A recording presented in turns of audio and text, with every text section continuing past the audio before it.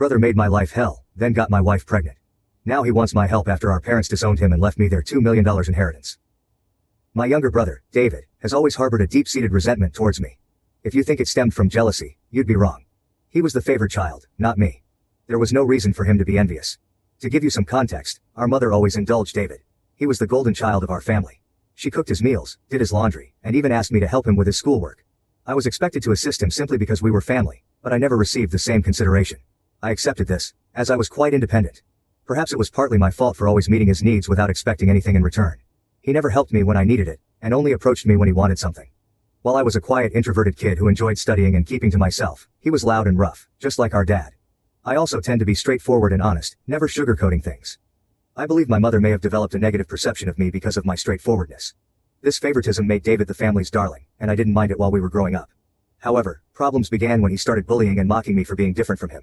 He would tease me about my height and the fact that I wore glasses. He would sneak into my room, read my diary, and then complain to my mom about what I had written. When I yelled at him and complained to our parents about him invading my privacy, they would laugh it off, saying it wasn't a big deal. He did more awful things, like nearly breaking my glasses and putting nasty things in my food. He even once put little stones in my cereal, but luckily, I found them before they could damage my teeth. When I told my mom, she dismissed it, saying this is how brothers bond. Whenever we fought, David would zero in on my insecurities to insult me. We went to the same school, so he knew I was being bullied by a few kids. Instead of supporting me, he sided with the bullies, calling me names like ugly loser or hairy monkey, and encouraging them to physically harm me, saying I was just a big failure. Another time, during a fight over something trivial that I can't even remember, he told me to kill myself.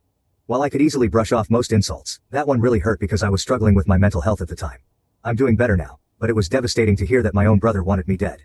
Since dad was often at work and mom didn't seem to care much, she even scolded me once, claiming it was my fault for irritating him. Things progressively worsened. During high school, there was a shocking incident when David attempted to set my hair on fire, and unbelievably, our mother defended him, claiming he was merely playing. Seriously, who behaves like that? Thankfully, my dad eventually sided with me and pointed out the gravity of the situation. He even threatened to call the police on David. This moment was a real eye-opener for my brother, as he had never faced any consequences for his actions before.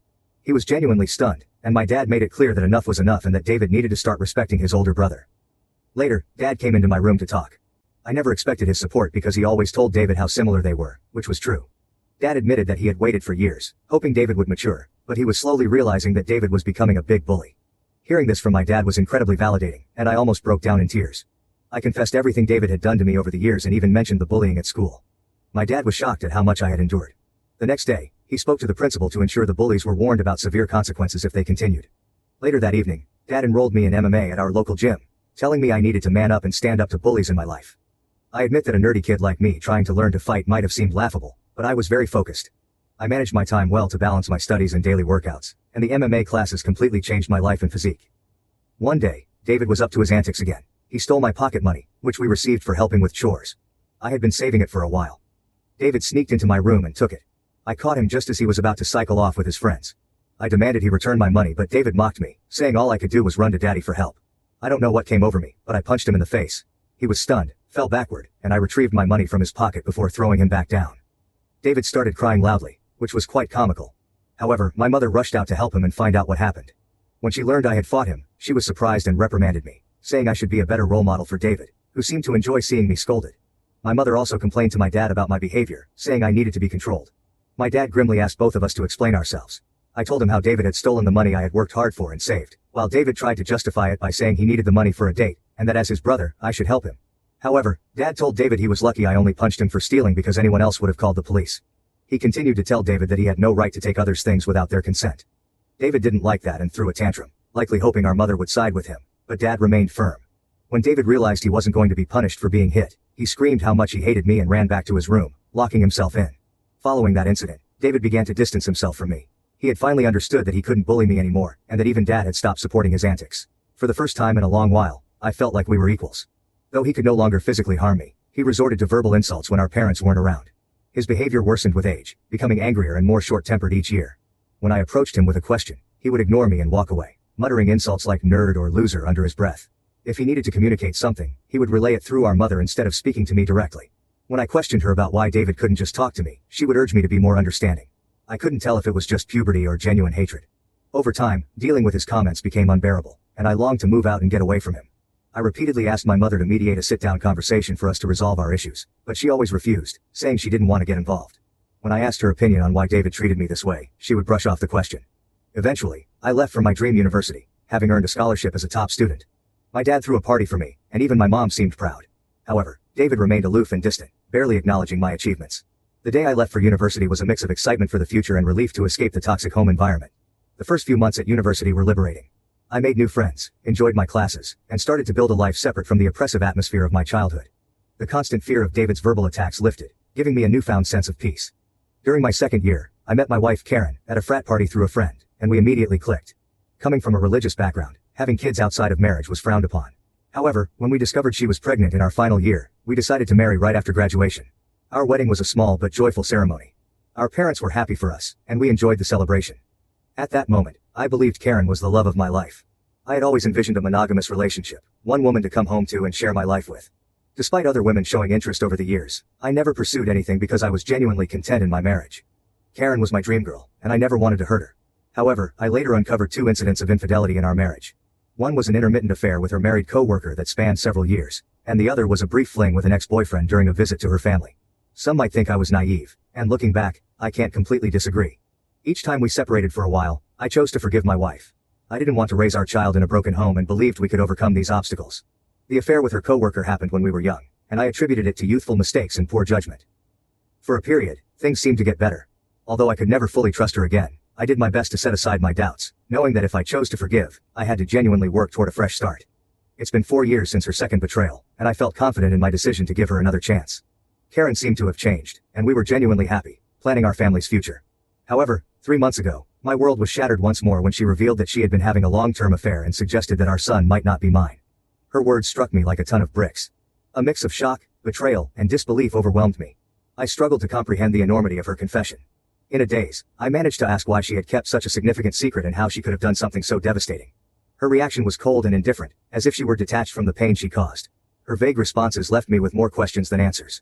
It was a surreal and painful moment, confronting the shattered trust and uncertainty about my own family. I continued to press Karen for the truth because I felt I deserved to know the father of the child I had been raising since birth. Ultimately, she admitted it was David. My eyes widened in shock as I asked Karen what she meant.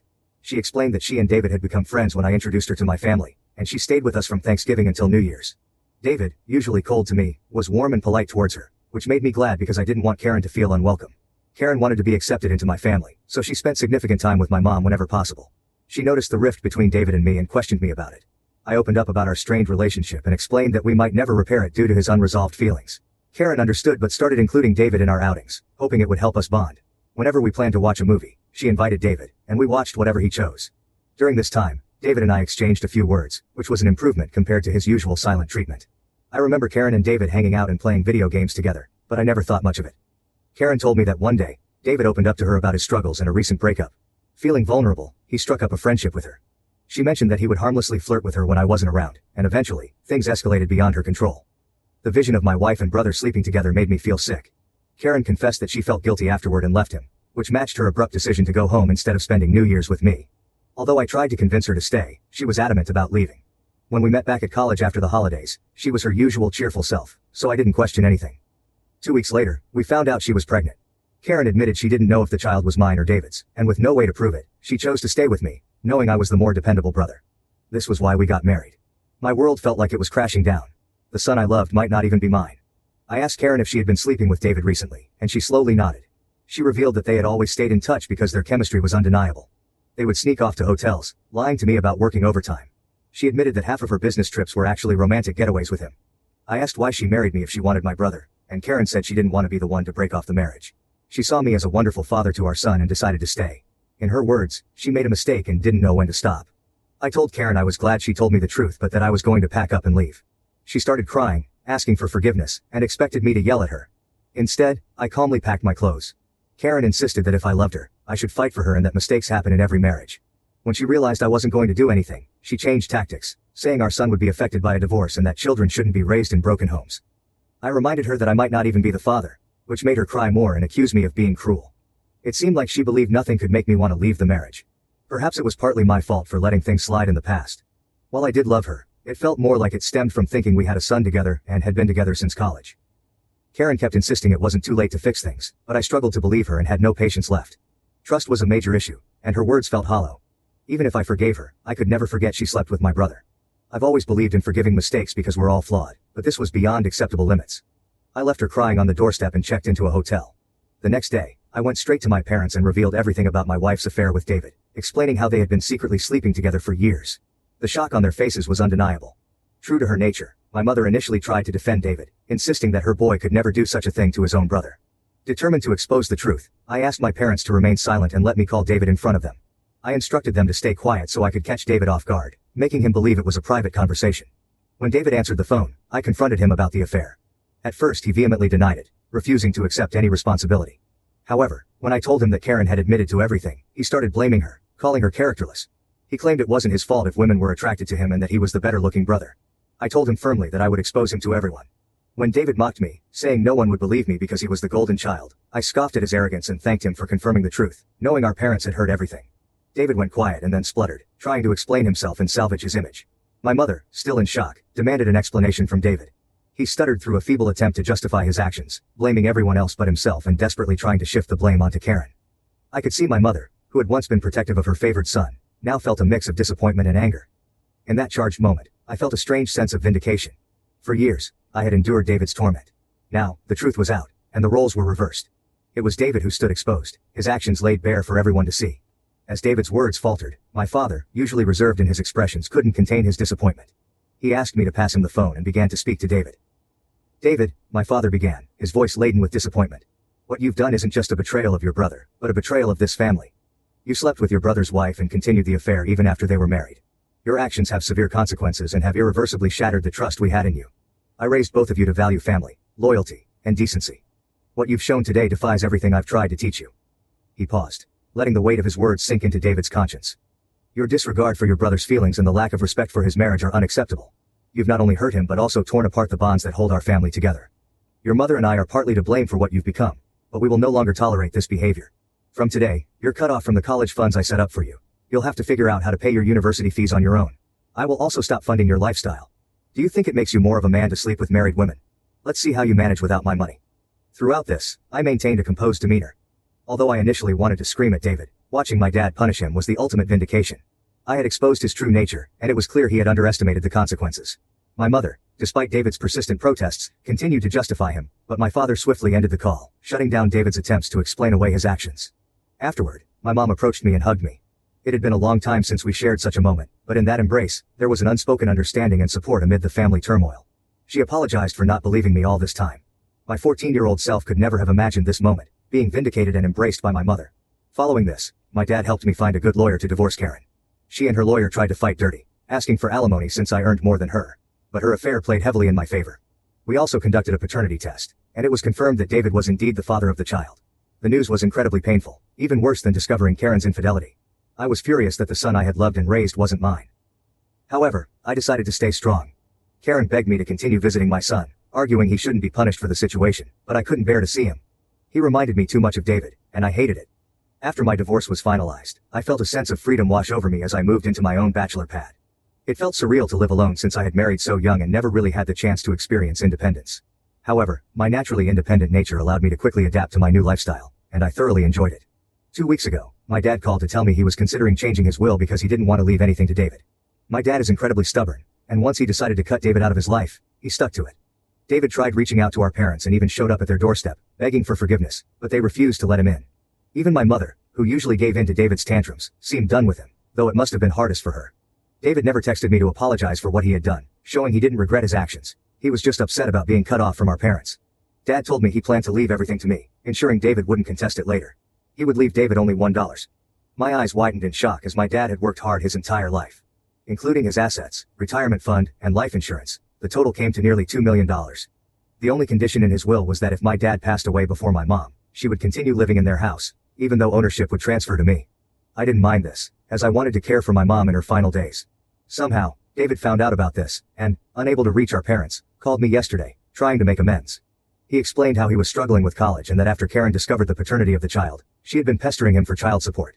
He said he had no money and was looking for part-time jobs but couldn't find anything. He begged me to talk to our family to start fresh since he really needed my help. I laughed in his face and told him I was done with him. I reminded him that he should have thought about the consequences before sleeping with my wife and getting her pregnant. David argued that I was being unfair and that Karen was also to blame, to which I agreed. I reminded him that I had divorced her, making her his responsibility now. He shouldn't be calling me to complain about her or the child since these were the consequences of his own actions. David started to raise his voice, but I interrupted, reminding him that he was no longer the favored child in the family but the black sheep who had slept with his own brother's wife. At that moment, David began to cry, telling me how everyone, including our grandparents and relatives, had turned against him. While this was true, it was no longer my concern. I told him we were done and that he should never call me again since I no longer considered him my brother. Since then, I've replayed the conversation in my mind. Despite my hatred for my brother, I had never heard him cry, at least not since we were kids. I won't lie. It did hurt me a bit to see him so helpless. So, I guess I'm here to ask if I should talk to our parents about him or if I would be an asshole if I don't. Update 1. Hi everyone, many of you have been asking why I am no longer in contact with my son Henry, and some have even called me cruel. I need to explain that I am not comfortable raising another man's child. This isn't a stepson situation. I was led to believe Henry was my son, only to later discover he is actually my brother David's son. Naturally, this revelation hurt deeply, and I cried over it for days. The main reason I don't want any contact with Henry is that I no longer want Karen in my life. If I remain connected to her child, she will find a way to re-enter my life, and I need my space. You may think I'm cruel or selfish, but I can't see him ever again, at least not for a very long time. Update 2.